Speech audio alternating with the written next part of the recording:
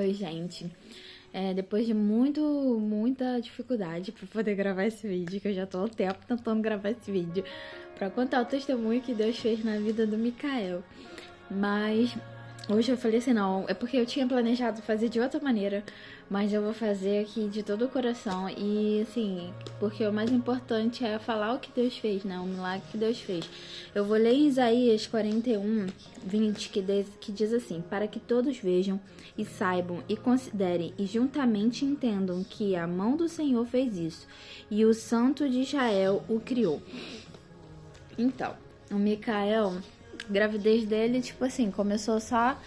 Eu só tive mesmo contração de treinamento no final, assim, de 5 meses. É porque eu tô contando desde o início. Mas, tipo assim, 5 meses eu comecei a ter contração de treinamento. No final da gestação, a contração de treinamento tava vindo com dor. Aí eu ia ter parto normal, e aí como eu não sabia que horas que eu ia ganhar, porque como tava vendo com dor, parecia muito com a do Miguel quando eu tava perto de ganhar, e não era nada, eu decidi fazer cesárea.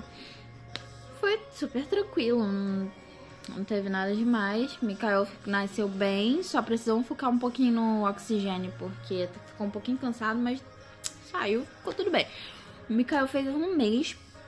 O Mikael começou a ficar meio resfriadinho e eu percebi que ele tava assim, respirando meio estranho. E eu levei ele na médica e aí a médica falou que era normal. Aí eu voltei pra casa e eu, por conta própria, comecei a fazer lavagem nasal, só que como eu era meio inexperiente nisso, eu, tipo assim, fiquei com medo de engasgar ele, que de vez em quando ele parecia que ele engasgava na hora de fazer, não sabia fazer muito bem ainda. Aí eu vi que ele não tava bem. Mãe sabe, né? A gente conhece nosso filho. E eu sou mãe de segunda viagem, então assim, por mais que seja de segunda viagem, cada um é diferente. Aí eu levei ele novamente na médica e falei assim, ele não está normal. A costela dele entrava. Quando ele respirava, entre as costelas entrava. E ela falou, não, é normal, seu filho está respirando, então isso é normal. E ele tá aqui dormindo. E aí, beleza, voltei de lá da médica. Ela passou só um spray pro nariz. Eu passava o spray. Quando chegou no domingo, eu vi que o Mikael não estava bem mesmo. Ele tava coçando muito o olho vermelho e tal. E aí, quando foi de noite, a gente decidiu levar ele no infantil.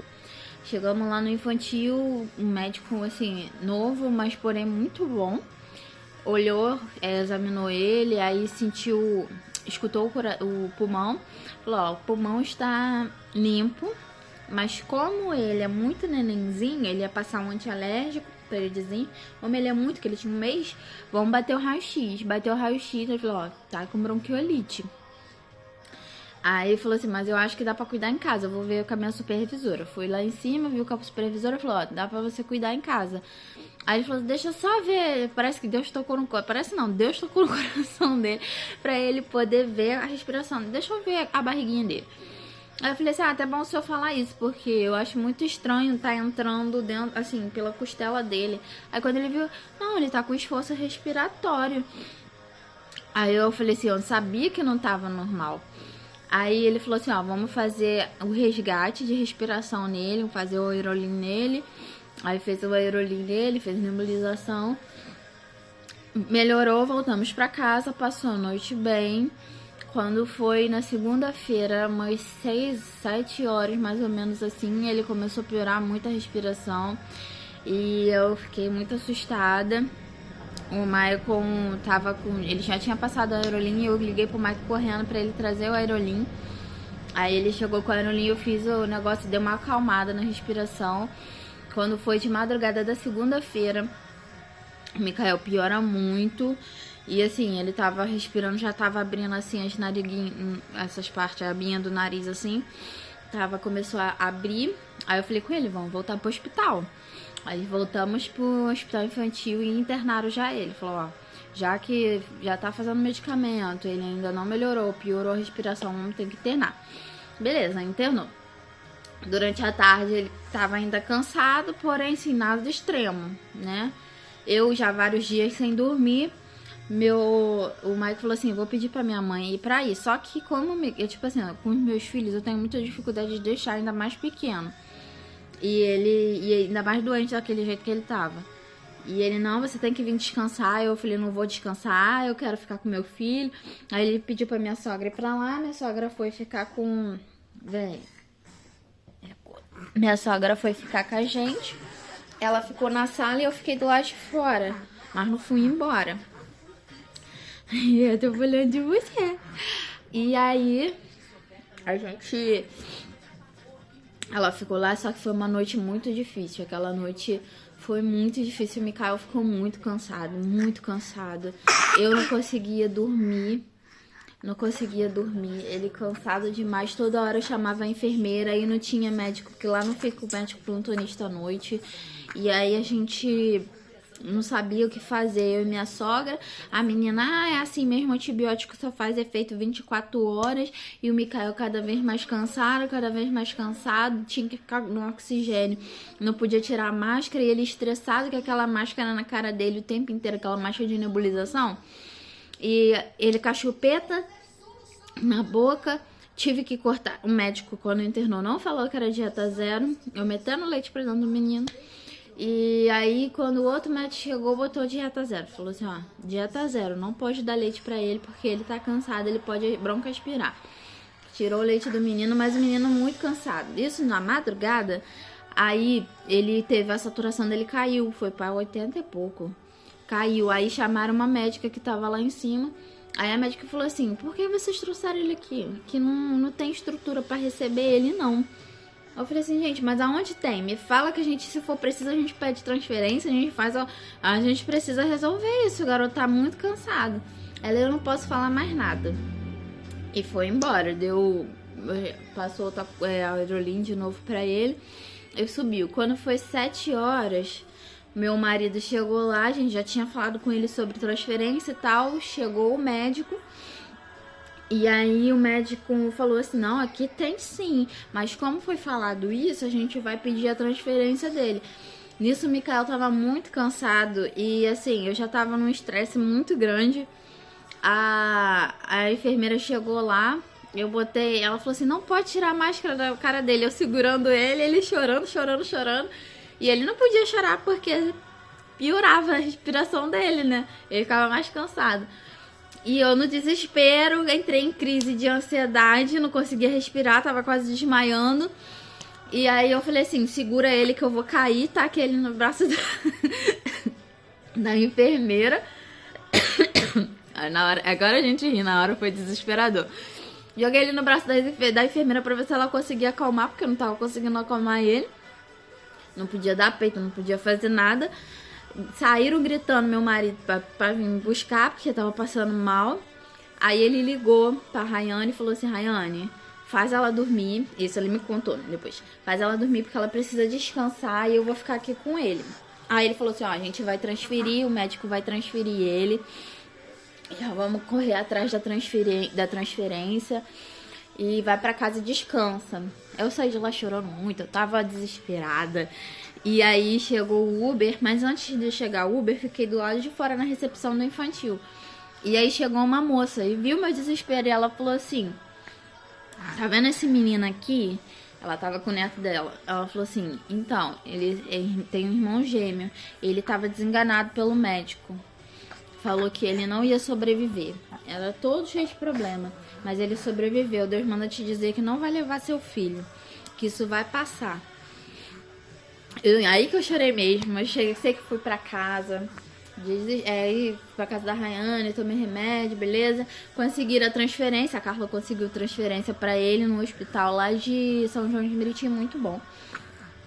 Aí, 6 horas da noite, já conseguiram transferir ele. Ele já tinha acalmado. Meio-dia que o Mike falou que ele conseguiu acalmar assim, ficar um pouquinho melhor, tava melhorando.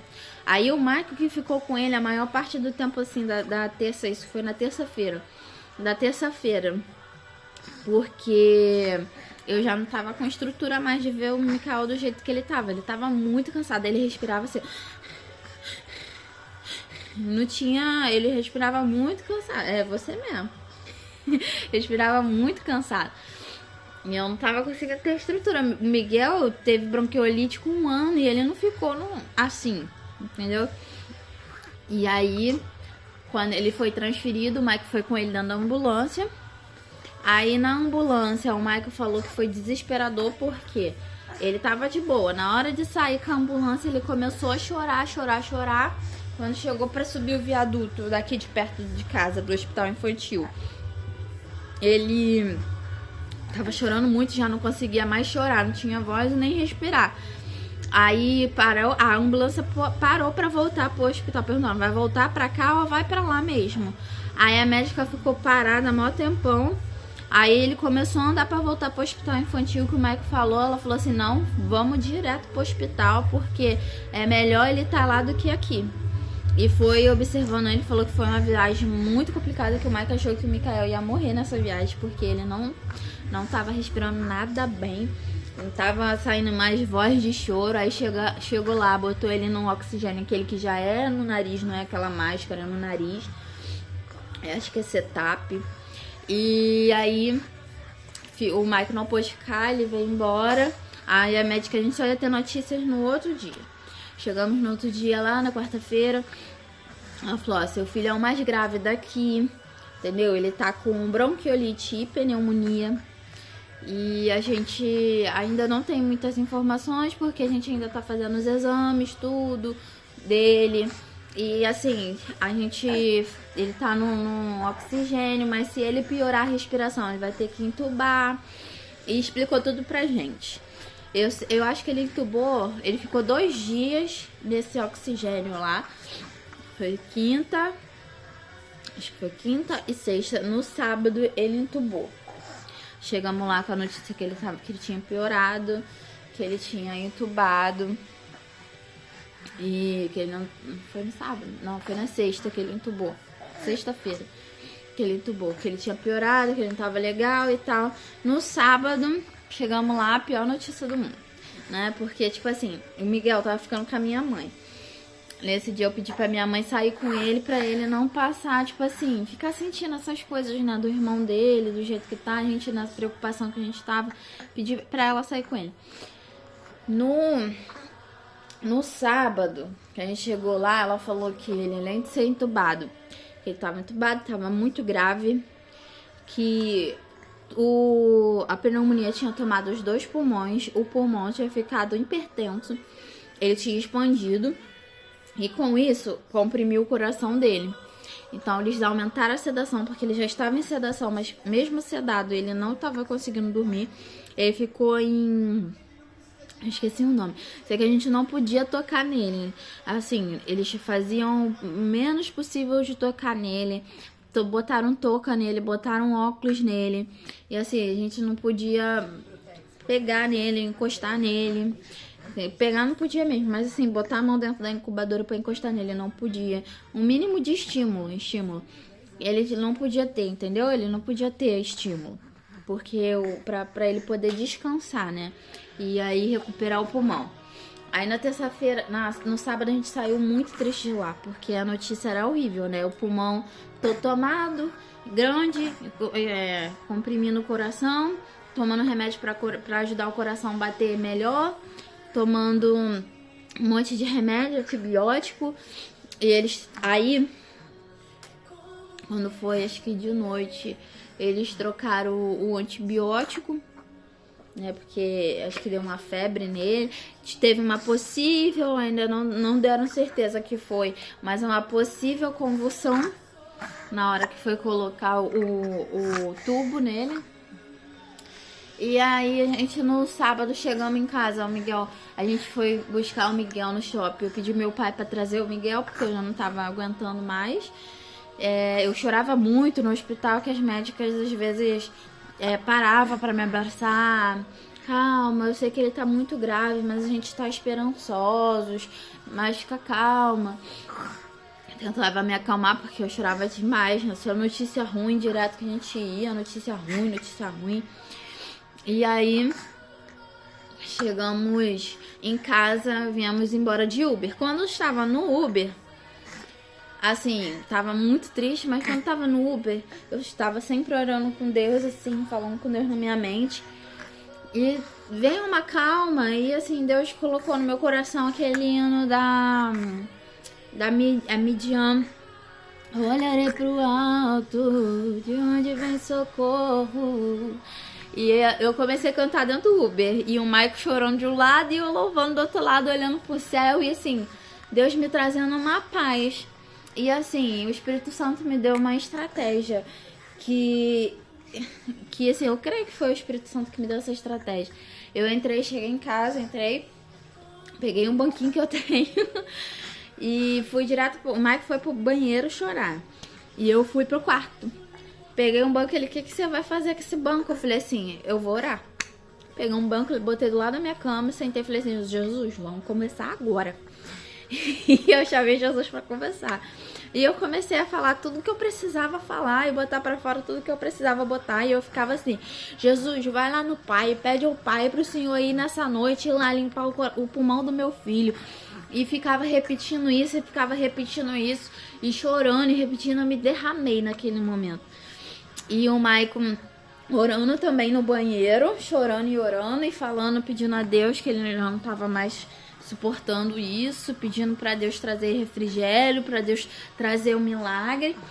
E aí ele foi pro quarto, a gente terminou a oração, a gente tomou um banho, ele chamou a Rayane para vir aqui em casa, porque ele viu que a gente não tava muito bem, né? Mas a Rayane chegou, já tava de boa. Já depois o Espírito Santo me trouxe uma paz, Jesus me trouxe uma paz naquele momento de tribulação. E eu tinha certeza que no outro dia eu ia chegar lá e o meu filho ia estar bem. E eu falava assim, a Rayane chegou e falei, não, prima, eu tô tranquila. Amanhã eu vou chegar lá e meu filho vai estar curado. Jesus vai lá essa madrugada e vai curar meu filho. Eu ficava falando assim, Jesus vai lá essa madrugada e vai curar meu filho. E a gente no outro dia, no domingo, fomos pra lá. Chegando lá, ele tava batendo um raio-x, né, do pulmão. E aí a gente não pode entrar quando tá tendo o procedimento, né? E aí eles saíram, aí falaram assim, a gente só vai trocar o remédio aqui e a gente vai deixar você entrar. Eu falei, tá bom. Aí eu tô esperando. Aí lá tem um espacinho pra poder tomar água que dá pra ver, mais ou menos, né? Aí eu entrei só pra tomar água e vi que tinha entrado de novo o negócio do raio-x e tava batendo de novo o raio-x dele, né? Bateram o raio-x dele 2 vezes. Aí eu saí e falei assim, Maicon, bateram o raio-x 2 vezes dele. Eu falei, será que piorou a situação? Aí o Maicon, não, tô achando que eles não estão acreditando no milagre que Jesus fez. Eu falei assim, também. Aí a gente não fala com a médica a gente fala mais quando a gente vai embora, né? A gente sempre falava com ela na hora de ir embora. Aí na hora de ir embora a gente foi chamar ela pra conversar. Ela falou assim, olha, ele teve uma boa melhora. Pode ser coincidência da gente ter trocado antibiótico, só que o antibiótico ainda não tinha feito 24 horas para começar a fazer efeito. Ia fazer de noite, porque eles trocaram o antibiótico dele à noite. O que foi, garoto? E aí, ela falou assim, o pulmão dele tá bem melhor. Aí ela, vou te mostrar o raio-x. Mostrou o raio-x do dia anterior, do sábado e do domingo. No sábado, o pulmão dele, os dois, estava completamente tomado. Completamente branquinho, assim, sabe?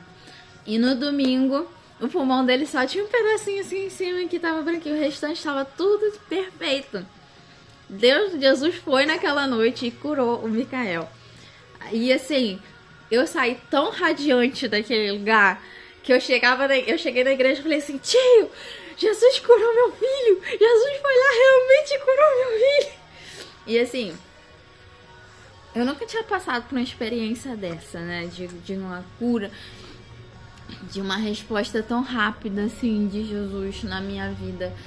E eu posso dizer que o Micael é um milagre. E tipo, não foi só isso. O Micael, além dele melhorar, assim, o pulmão de um dia pro outro, aí no outro dia a gente chegou lá, o médico falou assim, teve a melhora do pulmão, mas não posso falar que ele tá melhorando porque a gente ainda não sabe, não fez os exames para ver da hipertensão e do coração, porque isso é o que mais preocupa.